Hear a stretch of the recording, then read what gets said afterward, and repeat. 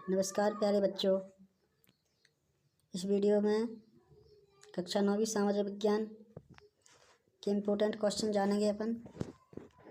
जैसा कि आपको पता है कि कक्षा 9वीं की जो सामाजिक विज्ञान है उसकी आपकी 4 किताबें हैं।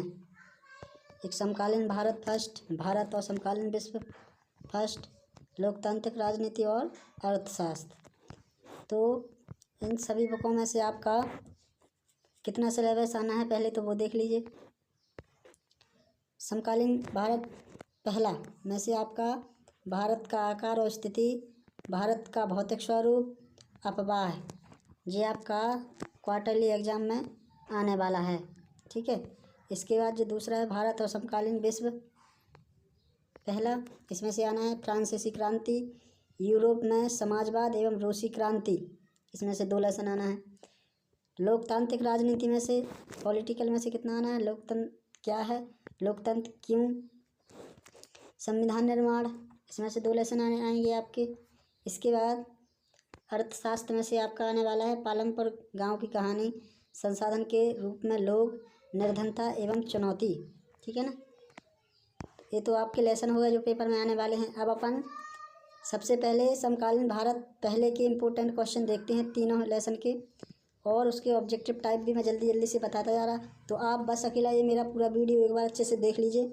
इसमें आपका सामाजिक विज्ञान का जितना भी आने वाला है क्वार्टरली में वो मैं सब महत्वपूर्ण बताने वाला हूँ। बस आप उसको अच्छे से याद कर लेना। ठीक है। सबसे पहला वाला लेसन है भारत का आकार और स्थिति।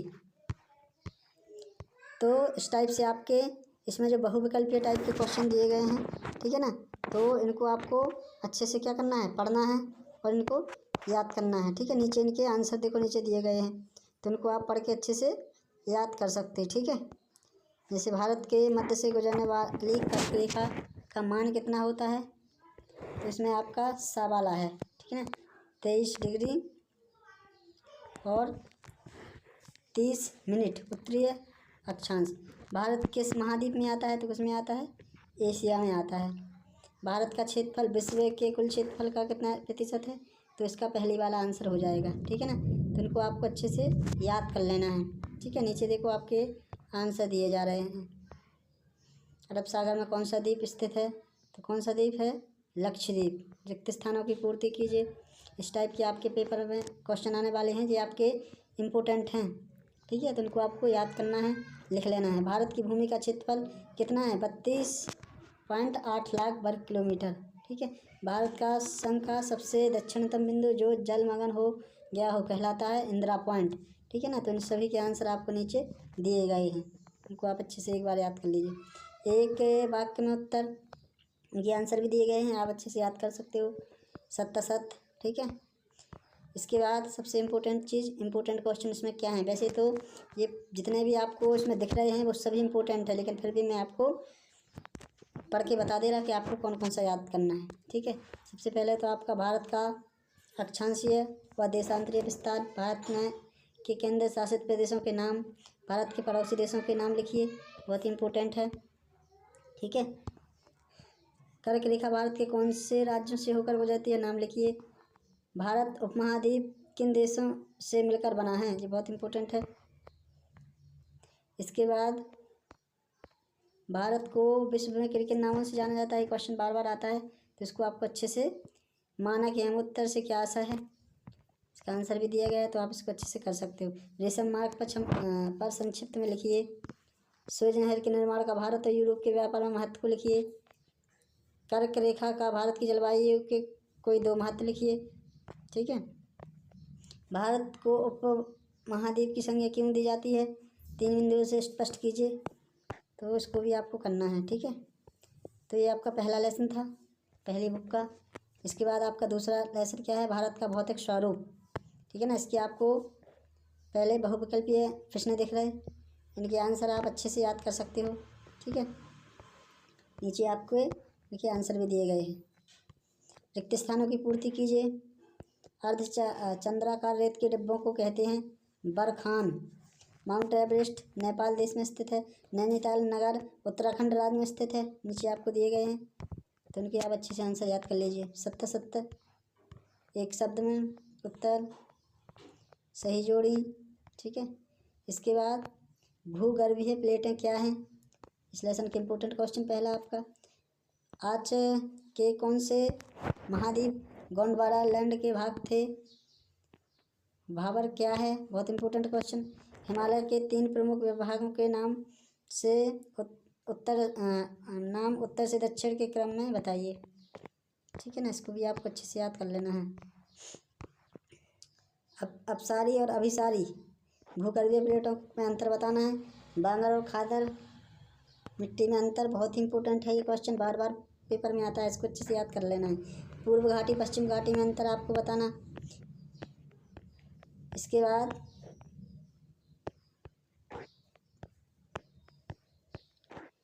बाद आपको यहाँ पर मानचित्र दिए गए हैं। ठीक है, तो इनमें जैसे काराकोरम श्रेणी कहाँ है, जास्कर श्रेणी कहाँ है, जोजिला दर्रा कहाँ है, किला दर्रा कहाँ है, नंदा देवी कहाँ है, ये सभी आप भारत देश में देखो यहाँ पर दिख रहे हैं। इनको आपको याद करना पड़ेगा कि हिमालय पर्वत भारत में यहाँ है, कंचनजंगा देखो यहाँ पर है। ठीक है, गौरा मिजो पहाड़ियाँ, छोटा नागपुर, सतपुड़ा पर्वत, विंध्याचल पर्वत, मालवा पठार, तो इनको कच्छ की खाड़ी याद करना पड़ेगा आपको। भारत का मैप लीजिए एक बार, या अपने ऐसे ही बना के उनको एक बार 2 बार प्रैक्टिस कीजिए कि कौन सा कहाँ पर स्थान है। ठीक है ना, 2 मैपों में दिया गया, पहले में दूसरे में। ये नदियाँ दी गई, ब्रह्मपुत्र नदी, गंगा नदी, अरावली पर्वत, नर्मदा नदी, खंबात की खाड़ी, अरब सागर, लक्षद्वीप, ठीक है, बंगाल की खाड़ी, चिल्का झील, इन्हीं में से आपके पेपर में आ जाएगा। बस आप इनको एक बार अच्छे से कर लीजिए। ठीक है, इसके बाद आप तीसरा वाला लेसन, विश्व की सबसे बड़ी अपवाह द्रोण नदी, तो जितने भी इसमें आपको दिख रहे हैं स्क्रीन पर, इनके सभी के आंसर नीचे देखो ये दिए गए हैं, तो इनको आप अच्छे से याद कर सकते हो। रिक्त स्थानों की पूर्ति कीजिए, इनको याद करना है।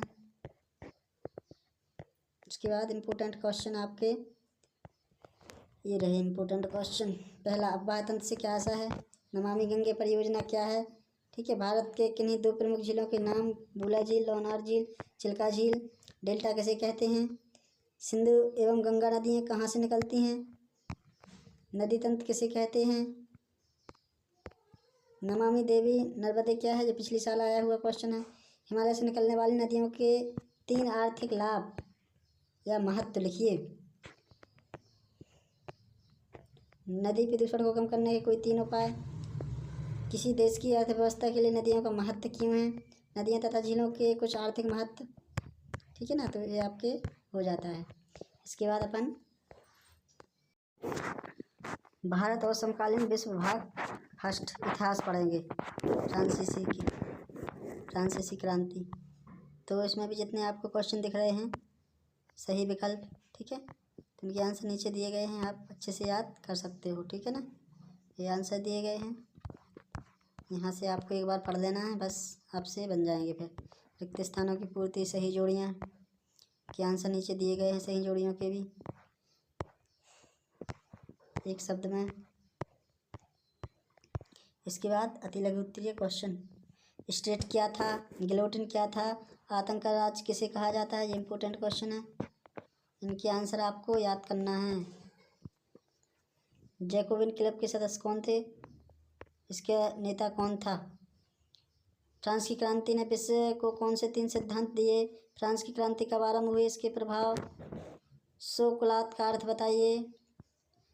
फ्रांसीसी समाज के किन तबकों को क्रांति का फायदा मिला? ठीक है, इम्पोर्टेंट क्वेश्चन है, छोटे छोटे हैं लेकिन ये पेपर में आते हैं। फ्रांसीसी समाज में कर व्यवस्था कैसी थी? फ्रांस के लिए फ्रांसीसी क्रांति के 2 परिणाम लिखिए। इतने में आपको बोलता जा रहा है, इनके आंसर आप अच्छे से याद कर लीजिए। जैकोबिन कौन थे? ये बहुत इंपॉर्टेंट क्वेश्चन है, पेपर में आता है बार बार। रूसो कौन था? फ्रांस की राजक्रांति में इसका योगदान। माउंट रेस्क्यू के विषय में आप क्या जानते हो? डायरेक्टरी शासित फ्रांस पर संक्षिप्त टिप्पणी लिखिए। फ्रांस में दास प्रथा उन्मूलन के कारण क्या कारण थे? ये आपके पहले अध्याय के हो गए इतिहास के। यूरोप में समाजवाद एवं रूसी क्रांति, तो सबसे पहले सही विकल्प रिक्त स्थान, इसी में से आपके पूरे के पूरे आंसर आ जाएंगे। बस एक बार इसको अच्छे से पढ़ना है, ठीक है। ड्यूमा पर टिप्पणी, कार्ल मार्क्स का पूंजीवाद पर विचार, कोऑपरेटिव क्या था, द्वितीय इंटरनेशनल क्या था, लेबर गठन का कब और कहाँ हुआ, उदारवाद पर टिप्पणी लिखिए, कुलक शब्द को परिभाषित कीजिए, रेडिकल से क्या तात्पर्य है, ये पेपर में आए हुए हैं। रेडिकल और रूढ़िवादी के विषय में बताइए।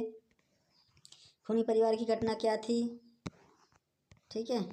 1917 में जार का शासन क्यों खत्म हो गया, प्रमुख कारण। रूस में जार का शासन क्यों खत्म हुआ, कोई 2 कारण। रूसी क्रांति के प्रमुख कारण में से कोई 3 कारण। ये की टाइप के क्वेश्चन हैं, ठीक है। इसके बाद अपन लोकतांत्रिक राजनीति भाग फर्स्ट का पहला अध्याय है, लोकतंत्र क्या है और लोकतंत्र क्यों, ठीक है। सही विकल्प आप अच्छे से घर पर कर लीजिए। खाली स्थान, सत्य, सही जोड़ियाँ एक शब्द में।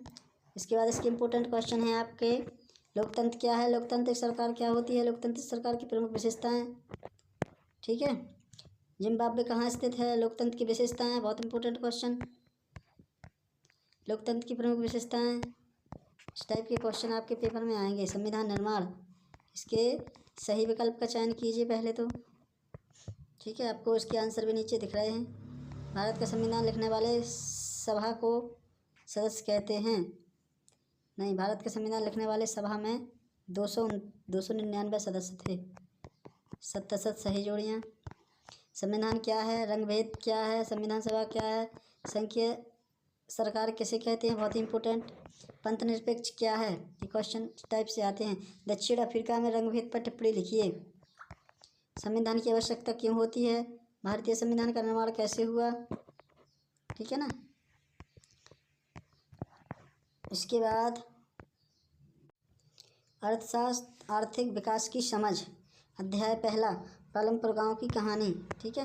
तो इसमें सबसे पहले तो आपके सही विकल्प को आप पढ़ लीजिए अच्छे से और याद कर लीजिए। खाली स्थान भरिए। सही विकल्प हो गए सत्य सही जोड़ियाँ, ठीक है। छोटे किसान किन्हें कहते हैं, मंझले किसान, छोटे किसान, ये क्वेश्चन आते हैं। बड़े किसान किसे कहते हैं, स्थायी पूंजी से क्या आशा है, बहुविध फसल प्रणाली से क्या आशा है, ठीक है। इसके बाद पालमपुर गांव के विकास तंत्र के बारे में आप क्या जानते हैं, भौतिक पूंजी से आप क्या समझते हैं, रासायनिक उर्वरक क्या होते हैं, वस्तुएं और सेवाओं के उत्पादन के लिए किन किन चीज़ों की आवश्यकता होती है, हरित क्रांति से आप क्या समझते हैं, बहुत ही इंपॉर्टेंट। आधुनिक कृषि विधियों से प्राकृतिक संसाधन पर क्या असर पड़ा, रासायनिक खाद के क्या दुष्परिणाम हैं। इसके बाद अध्याय दूसरा, संसाधन के रूप में लोग, तो इसमें सही विकल्प का चयन करना है सबसे पहले तो। खाली स्थान, मानव पूंजी निर्माण से क्या आशा है, ठीक है। संसाधन के रूप में लोग किस प्रकार उत्पादन की मात्रा को प्रभावित करते हैं, मानव पूंजी अन्य संसाधनों से किस प्रकार श्रेष्ठ है। आर्थिक एवं गैर आर्थिक क्रियाओं में अंतर। 10वां, सर्व शिक्षा अभियान से आप क्या समझते हैं, सरकार द्वारा शिक्षा के क्षेत्र में उठाए गए अभियानों के नाम लिखिए। शिशु दर से क्या समझते हैं, जीवन प्रत्याशा से क्या आशा है, जापान कैसे देश से कैसे विकसित हुए, जापान जैसे देश कैसे विकसित हुए, ये भी आपका क्वेश्चन पेपर में आता है, ठीक है। बेरोजगारी से वाला भी आएगा, पेपर में आ सकता है। तो इस टाइप से आपको इस लेसन में से आएंगे। निर्धनता एक चुनौती, सबसे पहले अपन सही विकल्प देखते हैं, ठीक है। वीडियो को पॉज करके आप रोक के आराम से एक ही बार में अपनी सामाजिक कंप्लीट कर सकते हो। रिक्त स्थान की पूर्ति। निर्धनता से क्या आशा है, मानव में सर्वाधिक गरीब जनसंख्या वाले 3 राज्यों के नाम लिखिए। 3 राज्यों के नाम बताइए जो निर्धनता अनुपात सबसे कम है। असुरक्षित समूह में कौन कौन से सामाजिक समूह शामिल हैं। निर्धनता निरोधी उपाय कितने कारकों पर निर्भर करता है, उनके नाम बताइए। निर्धनता के कारण, निर्धनता से क्या आशा है, NSSO क्या है। भारत में निर्धनता के कोई 4 प्रमुख कारण का वर्णन कीजिए जो बड़ा क्वेश्चन पेपर में आता है, ठीक है ना। भारत में निर्धनता को दूर करने के उपाय लिखिए। तो आपकी जो सामाजिक विज्ञान थी उसके मैंने इम्पोर्टेंट क्वेश्चन बता दिए, आप इनको घर पर अच्छे से याद करिए और जितने भी आप आंसर याद, बिल्कुल इसमें सामाजिक विज्ञान में बिल्कुल रटना नहीं पड़ता है, ठीक है ना। इसमें आप एक दो बार पढ़ लीजिए और उनको समझ के फिर अपनी समझ के आधार पर अपनी भाषा में आप पेपर में लिख सकते हो। आपके नंबर नहीं कटेंगे, बस आप जो भी लिखते हो वो शुद्ध होना चाहिए, ठीक है ना। तो जितना भी मैंने बताए हैं तो आप इसमें से भी कर सकते हो वीडियो को रोक के, या फिर आप इनके आंसर देख के जो भी आपके पास गाइड है या फिर आपके टीचर ने लिखवाया हुआ है या फिर आप किताब से याद कर सकते हो, ठीक है ना। तो आज के लिए आपको इतना ही। कल आपका सामाजिक विज्ञान का पेपर है, तो सभी बच्चों को बेस्ट ऑफ लक, सबका बढ़िया पेपर जाए, सभी खुश रहें और आगे बढ़ते रहें, ठीक है। मिलते हैं फिर अपन नेक्स्ट वीडियो में, तब तक के लिए थैंक यू, बाय।